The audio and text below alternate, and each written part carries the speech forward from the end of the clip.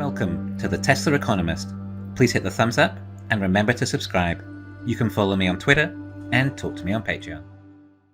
After many rumours, some of which had been denied in the past, it would seem that now BYD are also going to be supplying Tesla with batteries. In fact, BYD even claim that they are actually good friends with Elon Musk. Perhaps they've forgiven him for saying what a joke their cars were in the past. Although since then, they have admittedly improved substantially. Elon has said that eventually Tesla will use LFP cells in about 2/3 of all Tesla vehicles. Currently, Tesla are using the world's largest battery manufacturer, CATL, in China to supply them with their LFP cells. For those of you who don't know, LFP is just an iron-based cathode battery cell, which is cheaper and safer, but less energy dense. Anyway, whatever LFP is, in reality, all it actually is additional battery cell supply for Tesla. So since CATL were offering Tesla a lot of cells, Tesla designed specific vehicles to match these cells along with a custom battery pack. Tesla aren't messing around. They have massive backlog of customers who want their products. They're limited by batteries. If someone else is offering batteries, then you can bet Tesla are going to jump at that opportunity. And here we have BYD also offering Tesla their cells. Now in 2020, BYD launched their own in-house LFP battery cell called the Blade battery. It is still a prismatic form factor, albeit a different shape from what we've seen in the past. Supposedly, this evolutionary new design is for space utilization of the battery pack and allows for 50% more cells compared to the previous cells. You see, with the exception of Tesla, all other EV OEMs are still trying to work out how to increase range. Their most revolutionary new way they've come up with so far is to make cells or battery packs that have ways of allowing more cells and energy in the battery pack. Makes sense. A bigger battery, more range. But remember, batteries are heavy, especially LFP cells, relative to range. So aside from the additional costs these extra cells create, it also means additional weight, which affects handling and performance. And as a result, they reach slow 0 to 60 times. But like I said, Tesla don't need to put more cells in their batteries. Teslas are becoming so efficient that they're looking at ways of removing cells from their vehicles. Now, because LFP is safer, it makes it easier to produce, which is why companies like BYD and CATL are able to increase their capacity faster with more gigawatt hours of cells than LG or Panasonic, as nickel-based cathode cells are a lot more difficult to manufacture due to the cells having higher risk of thermal runaway, something that we expect Tesla to have rectified with the 4680 cells. Anyway, this means that there are a lot more LFP cells available to Tesla from third-party suppliers, as they can be made at relative ease. Tesla are also amazing enough to be the only EV manufacturer that is able to produce BEVs with LFP cells that actually have a decent range and performance. Alright, so what benefit does Tesla have with BYD cells over CATL? Aside from simply more cells, how does the Blade cell compare with CATL's?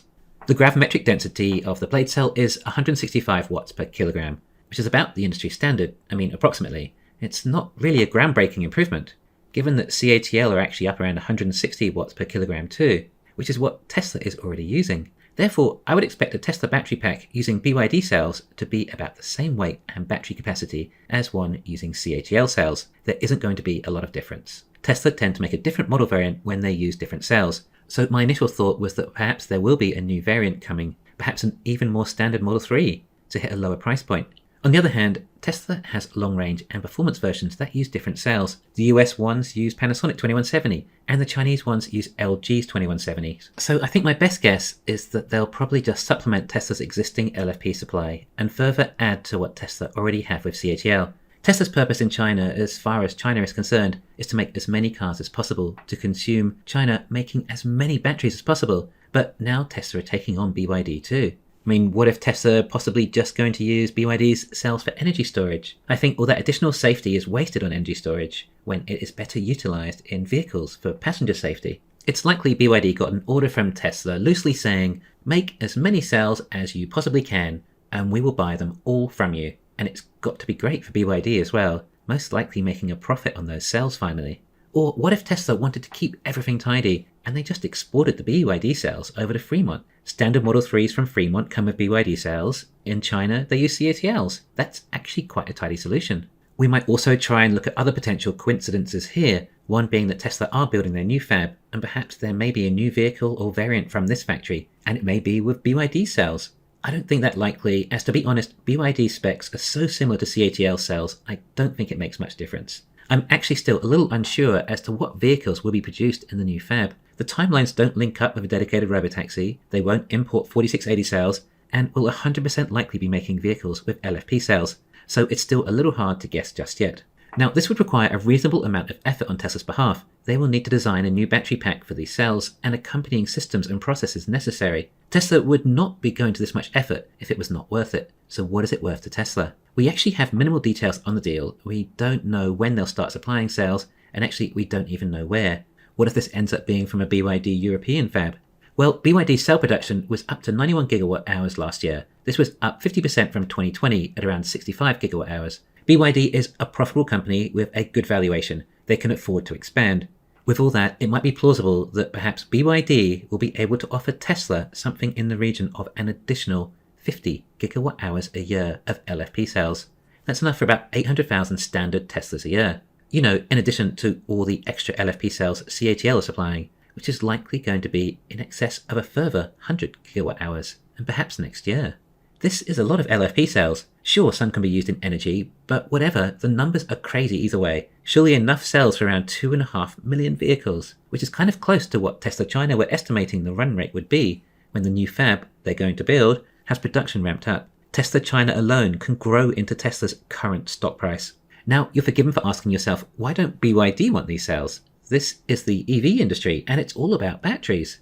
Everyone is battery constrained. Correct, except Tesla has done something a bit different from all other EV OEMs. Tesla managed to produce their vehicles in volume production, and then some, perhaps around 3 times the velocity of volume production, and counting, as that doesn't even include the new manufacturing processes. What does this mean for BYD? Well, it would appear that BYD are the opposite of Tesla, in that they can actually make battery cells faster than they can make cars, hence this potential opportunity. It's really just the fact that Tesla are that amazing at manufacturing that they can simply absorb any amount of cells that the rest of the world can offer them. Of course, Tesla is likely to be equally impressive when it comes to manufacturing battery cells too. If anyone can make enough battery cells to match Tesla's vehicle production, it's going to be Tesla.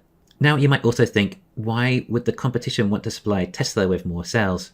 Because they're not the competition. The competition is ICE. This does further benefit BYD. It helps them justify further expansion on developing cells, increasing economies of scale and research and development. Hoping for them, eventually it may reduce the costs of the cells enough for them to make a profit, and help further subsidize their EV expansion. BYD are competing for a different market from Tesla anyway. What does this all mean for Tesla? Can this be construed negatively? Perhaps more backups in case 4680 cells take longer? No, I don't think so, as these cells would not act as a substitute for 4680 vehicles. I think this can only be seen as positive for Tesla, in that they will be able to make more vehicles, and they obviously have the demand to justify it. I don't think BYD's LFP cells will add any additional specifications to the Tesla vehicles, due to the fact they only have about 3% better energy density than Tesla's current CATL LFP cells. And definitely not an improvement enough to start considering new vehicles, or likely even new variants. But we could have nearly 1 million more vehicles a year from this deal, around the total that were produced for the entire of 2021.